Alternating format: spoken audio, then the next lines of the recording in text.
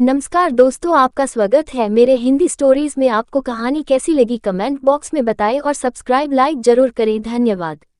उदयपुर में एक व्यापारी धनीराम रहता था। उसकी लड़की का नाम रानी था।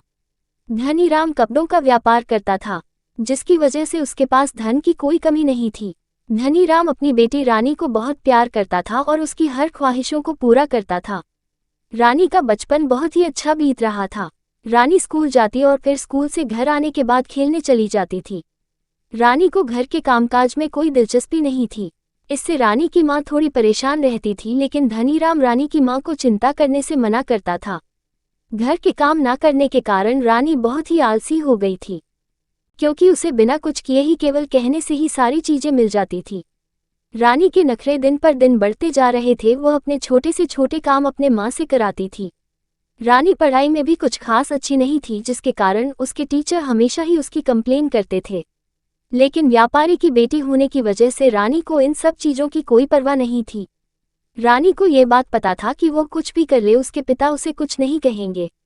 रानी के पिता धनीराम ने अपनी बेटी को पूरी तरह से बिगाड़ दिया था। खेलते कूदते हुए रानी का लड़कपन भी खत्म हो गया और वो एक जवान लड़की बन गई। लड़की जवान हो जाने पर माँ बाप को उसके शादी की चिंता होती है, और यही चिंता धनीराम और उनकी पत्नी को भी होने लगा था। धनीराम की पत्नी को इस बात की चिंता थी कि इस लड़की को कौन से लड़का ब्याह कर ले जाएगा, क्योंकि धनीराम की पत्नी को रानी के बारे में सब कुछ मालूम था कि वो कितनी जिद्दी और निकम्मी है। धन होने के कारण धनीराम को अपनी बेटी के विवाह की कोई चिंता नहीं थी, क्योंकि उसे पता था कि कोई ना कोई अच्छा लड़का उसे जरूर मिल जाएगा। और ऐसा हुआ भी। रानी की शादी उदयपुर के ही एक सुंदर सुशील नौजवान से कर दी गई। रानी के पति का नाम सूरज था। सूरज एक खानदानी रजवाड़ों की परिवार का लड़का था। सूरज से शादी में जाने के बाद रानी उसके साथ उसके घर चली जाती है।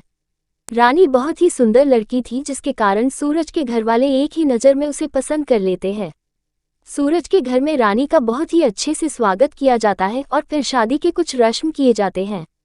रानी की सास जब उसे मेहमानों के लिए चाय बनाकर लाने को कहती है, तब रानी साफ इनकार कर देती है, ये कर कि उसे कुछ भी बनाना नहीं आता है। रानी कहती है कि उसने अपने जीवन में कभी रसोई में पैर नहीं रखा है। रानी के इन बातों को सुनकर पहले तो सूरज की माँ को काफी गुस्सा आता है, लेकिन फिर अपनी बहू के भोले चेहरे को देखकर सूरज की माँ का गुस्सा उतर जाता है और वह रानी से कहती है कि बेटी, मैं तुम्हें खाना बनाना सिखाऊंगी। रानी सूरज की माँ की बातों को सुनकर हाँ कर देती है, जिसके बाद सूरज की माँ मेहमानों के लिए चाय नाश्ता का इंतजाम करती है। ऐसे ही दिन बीतने लगते हैं, लेकिन रानी घर के कामकाज में कोई रुचि नहीं लेती है। वो दिन भर अपने कमरे में पड़ी रहती है और मोबाइल चलाती है। अब सूरज की माँ को भी यह एहसास हो गया था कि रानी सिर्फ चेहरे से ही सुंदर है, उसमें कोई भी अच्छी बहू के गुण नहीं है। इन सभी बातों से सूरज की माँ काफी परेशान रहती थी, लेकिन वह अपने बेटे की खुशी के लिए रानी को कुछ नहीं कहती थी। ऐसे ही 2 साल बीत गए। रानी अब माँ बनने वाली थी। ये बात सुनकर सूरज के परिवार और रानी के परिवार दोनों ही बहुत ही ज्यादा खुश थे। प्रेग्नेंट होने के बाद रानी और भी ज्यादा नखरे वाली हो गई थी। अब तो रानी खुद से अपने खाने का बर्तन भी नहीं हटाती थी। सूरज की माँ उसका सारा काम करती थी। एक दिन रानी को कहीं बाहर जाना था, जिसकी वजह से उसने सूरज की माँ को अपना कपड़ा इस्त्री करने के लिए कहा। सूरज की माँ रानी के कपड़े इस्त्री कर ही रही थी। इसी बीच कुकर की सीटी बज गई, जिसके वजह से सूरज की माँ ने आयरन वहीं छोड़कर किचन की ओर चले गई। जब सूरज की माँ वापस आई तो देखती है कि रानी के कपड़े इस्त्री से जल गए हैं।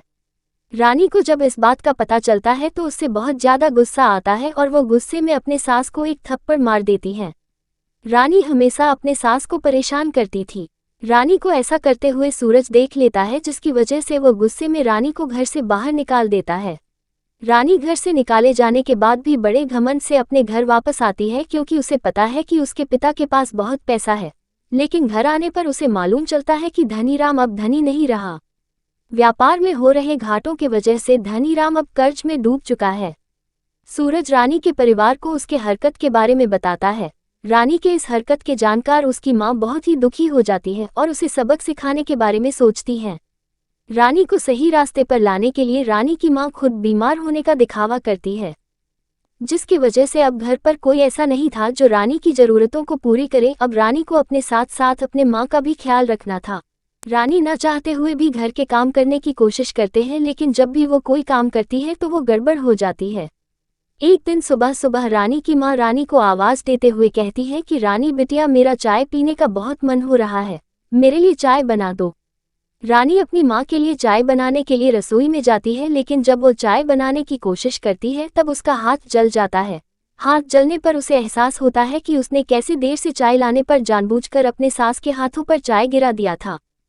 धीरे धीरे घर के कामकाज करते हुए रानी को एहसास हो जाता है कि उसने अपने सास के साथ कितना गलत किया है, जबकि उसकी सास कितनी अच्छी है। इस बात का एहसास हो जाने के बाद रानी अपने सास के पास वापस जाती है और उनसे अपने गलत कामों के लिए माफ़ी मांगती है। रानी की सास एक बहुत ही अच्छी इंसान के साथ ही इतना सब हो जाने के बाद भी वो रानी से बहुत प्यार करते थे, इसलिए वो रानी को माफ़ कर देती है और उसे फिर से अपना लेती है। जिसके बाद रानी एक अच्छी बहू की तरह अपने सास की सेवा करती है और पूरे परिवार का अच्छे से ध्यान रखती है। आप जैसा दूसरों के साथ करेंगे वैसा आपके साथ भी होगा।